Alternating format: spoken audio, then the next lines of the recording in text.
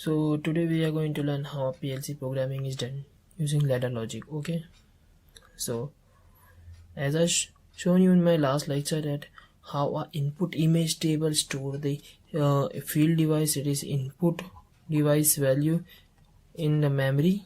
Okay, so this is our input 1, this is our input 2, switch 1, switch 2. Okay, this is switch, not a push button, right?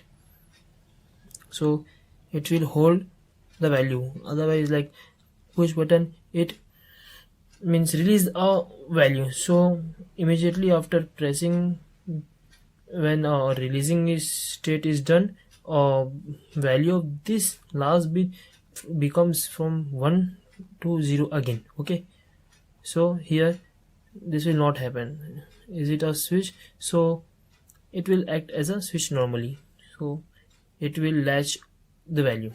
That is means it will automatically latch. That is, if we press a switch button, it will be there, it will be one only there if it is switch on. Okay, so again our input 2, that is switch 2, again it is a normal switch, and our output is a lamp, for example here. Okay, so output is a lamp. So all these are 1 bit devices, that is it takes only 1 bit, 0 or 1, so its last bit is reserved for its states. Okay, so here I done some, means form a table of AND, or NOT, NAND, NOR, XOR, XNOR. So these are the truth tables, and I made some ladders here to explain the simple ladders. These are the simple ladders, so we could perform a higher level programming later on. So first, basically we should understand these ladders, how it runs, and how we actually learn how to do a programming. Okay, this is a ladder programming. So why ladder programming are done in a ladder manner? Okay, here it's like it is a ladder stepping upward or downward, it forms a ladder, so it is called a ladder programming. Okay, no rocket science behind it. Okay, when you see so let me explain these two things first. It is, many other textbooks say it as a examine if open, and this they say as examine if close. I'd rather prefer it as saying check if 1.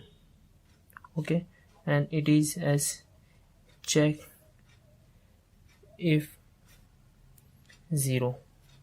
What is 0 and what is 1 here?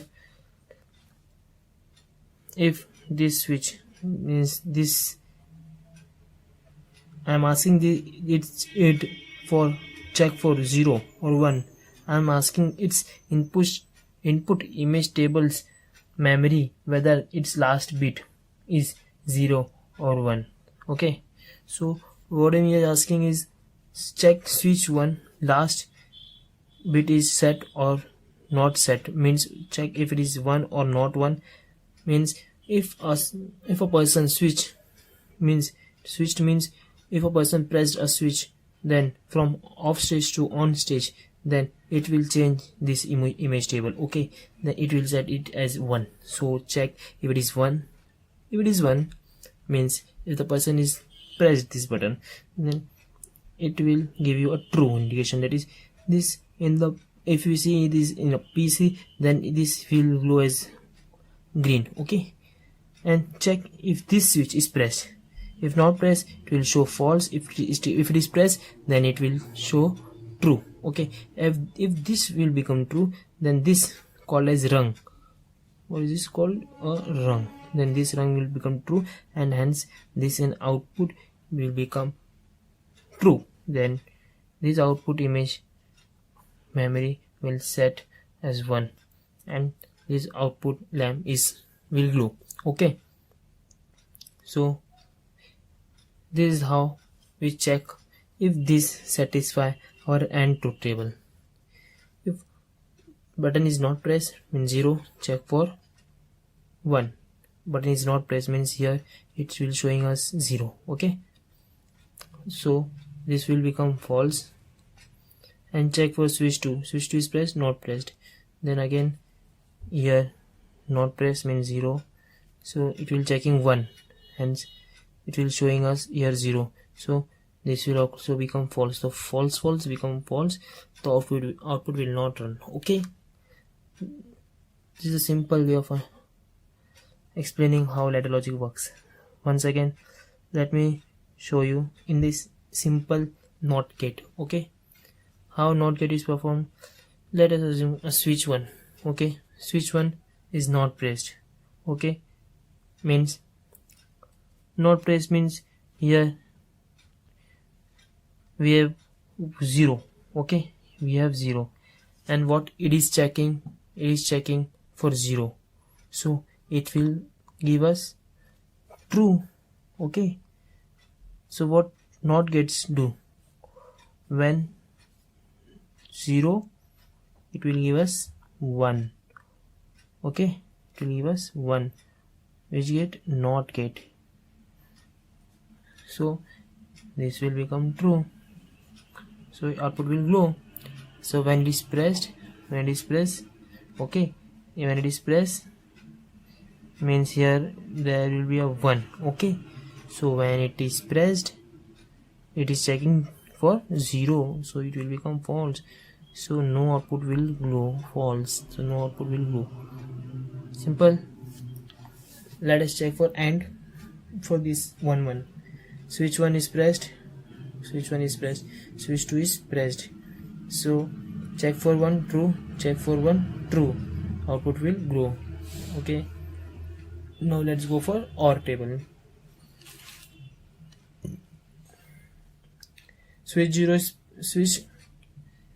1 is pressed, not pressed, checking for 1, false. Okay, switch 2 is pressed, not pressed, checking for 1, so 0. False, give us false. Okay, this is called as branching. What is the advantage of branching? I'll show you here. If check for 0, check for switch 1 not pressed, false. Check for switch 2 pressed, means true. Anyone is 1, anyone is true, it will give you a true condition. Okay, so this is the advantage of branch, so it will satisfy all conditions. So last check for 1, both are pressed, both are true, check for 1, both are true, go true, it will give us true. So switch output will glow. SM for NAND gate. How NAND gate? So I can't put your mind that how we gonna draw these tables, like these ladders and these logics. So you have to be creative, and you have to be more brilliant. You have to practice it, so then you can draw these ladders. Okay, so switch 1 and switch 2 again for NAND gate. What does NAND gate call? Not of AND. Okay, not of AND means if both switch are not pressed, then it show 1, because NAND of AND. Okay, so both switch are not pressed, true, not pressed, true, check for 0 true, true, means true, output will glow. Check for 1, it should not glow. Okay, NAND, not for AND. Okay, not AND. Check for true, then check for 0, false, because it is 1. Check for 1, not check for here. Check for 0, but here it is switch 2 is on, then it will give us false, then false, output will not go. Not of AND means 0. you can verify this NOR or XOR gate, and you can make a XNOR gate. Okay, so this is the basic logic gates, and in further videos I am gonna tell you how means tougher and tougher programs could be done. I'll solve some 5 to 10 problems for you on this basics, ladder logics, branching and series like problems. Later on we will see how a timer and counter and other is done. Okay, thank you.